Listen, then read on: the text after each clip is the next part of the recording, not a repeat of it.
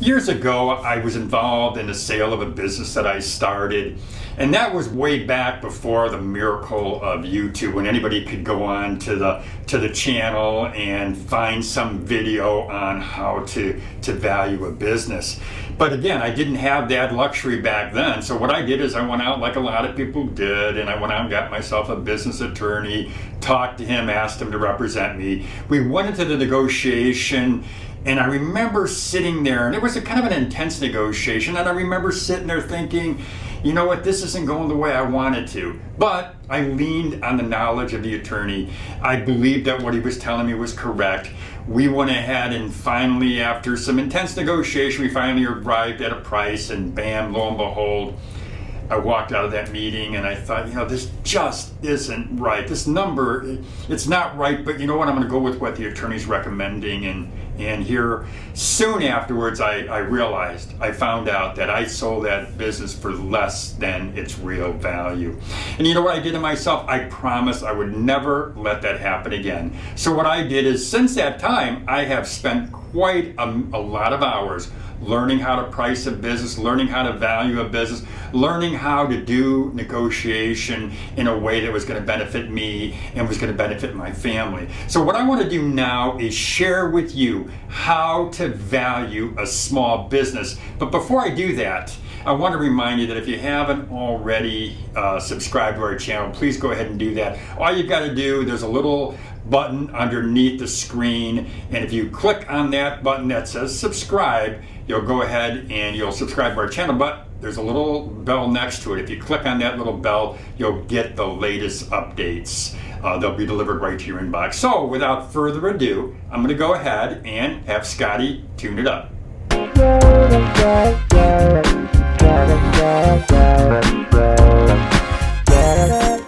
Welcome back to Over 50 TV, and what I did here is I have an example that I put on this whiteboard.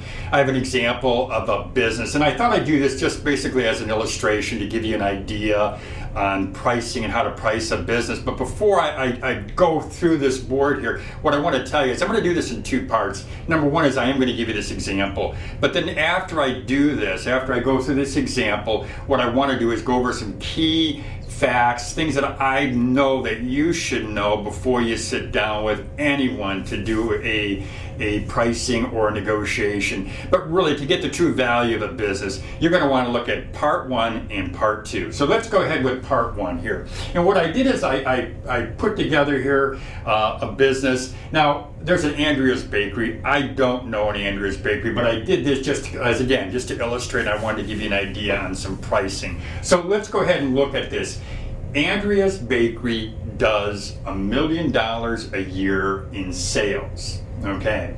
Now, for $1 million, she has operating expenses. And operating expenses, this is right off, if you look at a tax return, you're going to see this information right on a tax return. But really, it's basic information that should be on just about any income statement.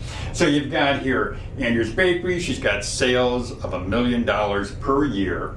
She has operating expenses of $400,000. And operating expenses, really what that is that includes things like rent, that includes utilities, and that it would include the salary for Andrea if she was taking out a salary. And I imagine in this example here, we're going to say she's taking out a salary. Now, from that, again, you subtract the $400,000 from the million. And then you've got what we call the cost of goods sold.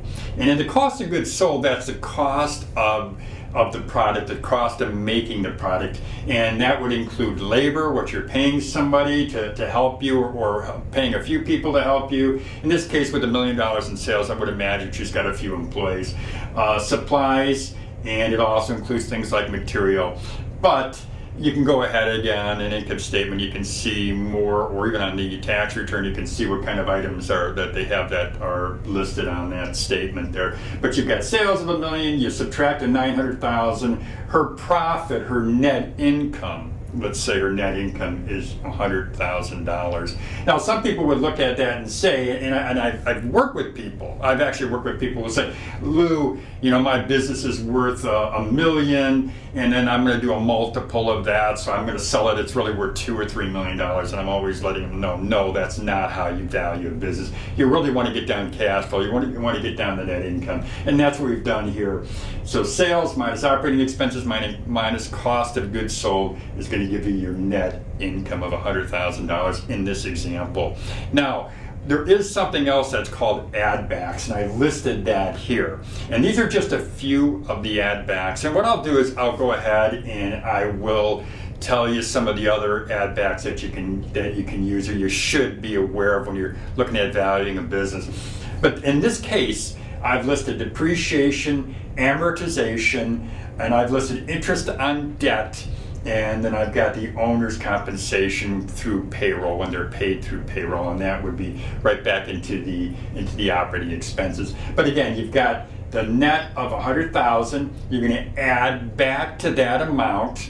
And I put about $50,000, and these are arbitrary numbers. Again, this is an example here for you. But you're taking your sales minus your expenses, you're adding back to that some key categories, and again, I've got them down here. And what's called, really, in financial parlance, and you've probably heard it, it's called EBITDA. I'm trying to say that properly. But EBITDA is interest, is taxes, depreciation, and amortization. So it's earnings before these four items. So that is what your EBITDA is. So you're adding back these items. Now, let me say this to you though, okay? So we're coming up with a value of the business, and this is a value based on sales for 1 year. It's based on adding back expenses. So if you add this amount back, that business could be worth $150,000 without the multiple, and this is what we're going to be getting to in the second part here. But again, I'm looking at this for 1 year of a value for 1 year of $150,000. Now, when you're looking at this amount here, you're saying, okay, wait a minute. At least I've learned over time, I've learned that there are going to be other add backs. There's things that aren't listed in here. And let me give you an example. Many business owners will put expenses of very expenses into operating expenses. They might even do some into cost of goods sold. But what they'll do is they'll put in here, an example would be entertainment expense. Say they bought a boat, and in that boat, they're using that for entertainment expenses, so they're going to subtract what they pay for that boat on a monthly basis, or however they decide to do that. But they're going to subtract or add into that operating expenses. They're going to add in what they're paying for the boat.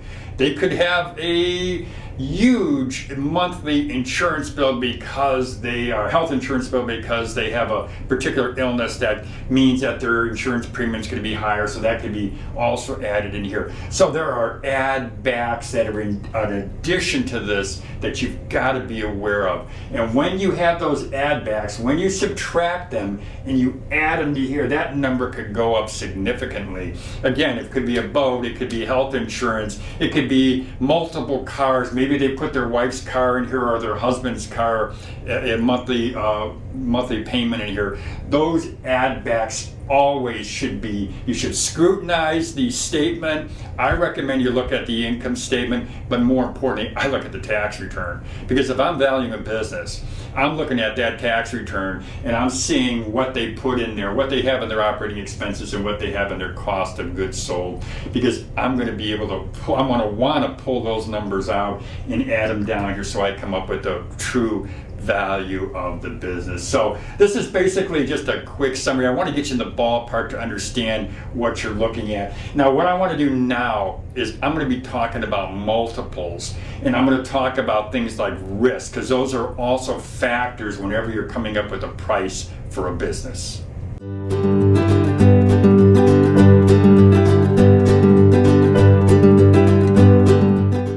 Okay, we're going to talk about some other things here. We're going to talk about multiples, and we're going to talk about risk, and then I want to stress to you that we're really talking net income, we're not talking sales. So here's where we go. we said that Andrea's Bakery was worth, at least on an annualized basis, she had $150,000 in value for that business for the year. And what I'm saying to you is this, that there are something called multiples.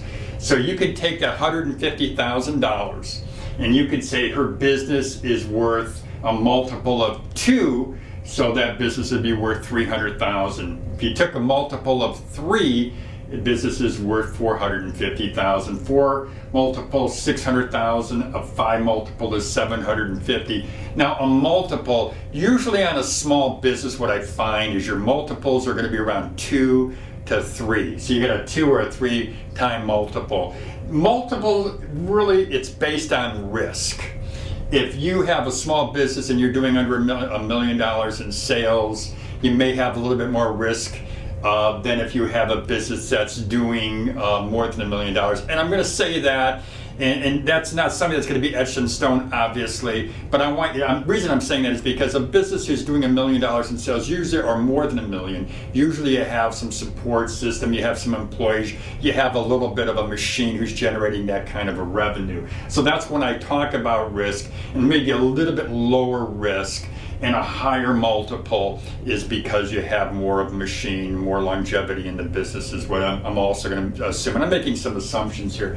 But again, you've got multiples, 2, 3, 4, or 5, and it's all based on risk. You know, I told you in the beginning of this video that when I was sitting down negotiating a sale of a business, I remember the person I was negotiating with said to me, he says, well, you know, we don't know if this business is going to be around in a year or 2. And I said, well, yeah, but the business has had steady growth for the last few years. And I don't mean small little incremental growth of 3 to 5%. I'm talking 15 to 20% growth in that business. So he went ahead and really looked at risk and used that as a way to try to get the value of the business down.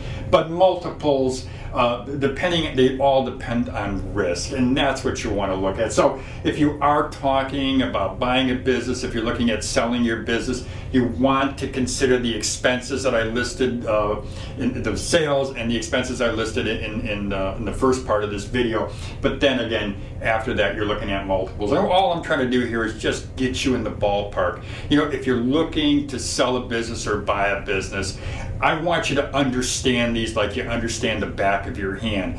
But I'd also recommend that you find someone who you can talk to, someone who has experience in buying and selling businesses. Talk to them. It's going to be worth the investment. It'll be worth what you pay them.